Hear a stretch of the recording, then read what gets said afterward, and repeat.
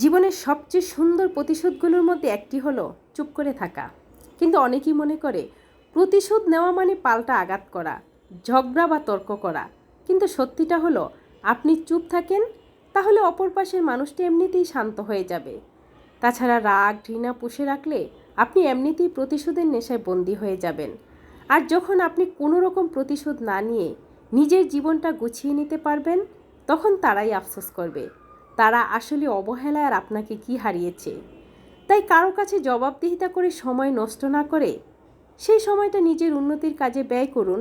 আর একটা কথা, একটু চুপ থাকা মানে এটা নয় যে নিজের সাথে হওয়া অন্যায়গুলো বারবার মেনে নেবেন। এটার মানে যে বা যারা আপনার সাথে অন্যায় করে তাদের থেকে নিঃশব্দে নিজেকে দূরে সরিয়ে নেওয়া আর নিজের খারাপ অতীতকে পিছনে ফেলে কাজে ফোকাস করা। কারণ আপনার সফলতাই তাদের জন্য উত্তম জবাব। কখনোই নিজের জীবনের সিদ্ধান্তগুলো অন্য কাউকে খুশি করার জন্য নেওয়া উচিত নয়, কারণ অন্যকে খুশি করার চেষ্টায় নিজের জীবনটা নষ্ট হয়ে যায়। তাছাড়া সবাইকে খুশি করার দায়িত্ব আপনার নয়। আর আপনি যদি নিজে থেকে সেই দায়িত্ব নিয়ে বসে থাকেন, তাহলে মানুষ শুধু আপনাকে ব্যবহার করবে, কখনোই মূল্যায়ন করবে না।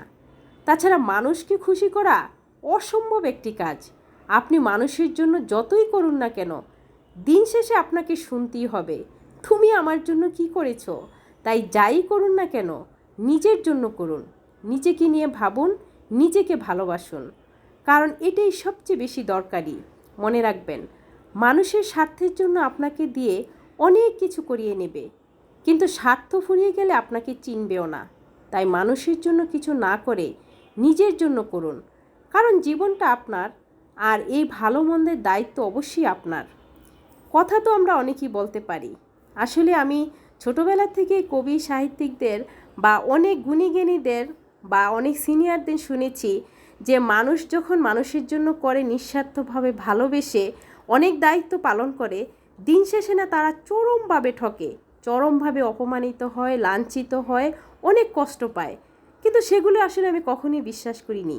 নিজের বাস্তব জীবনের উপলব্ধি থেকে এখন আসলে বিশ্বাস করতে হয়।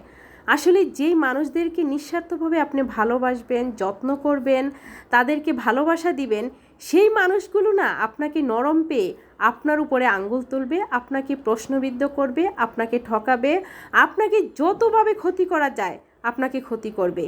সেই মানুষগুলো খুব দূরের মানুষ থাকে না, সেই মানুষগুলো খুব কাছের মানুষ থাকে, যে মানুষগুলো আপনার নুন খেয়ে কখনোই আপনার গুণ গাইবে না, নুন খাবে আপনার, গুণ গাবে বাহিরে গিয়ে।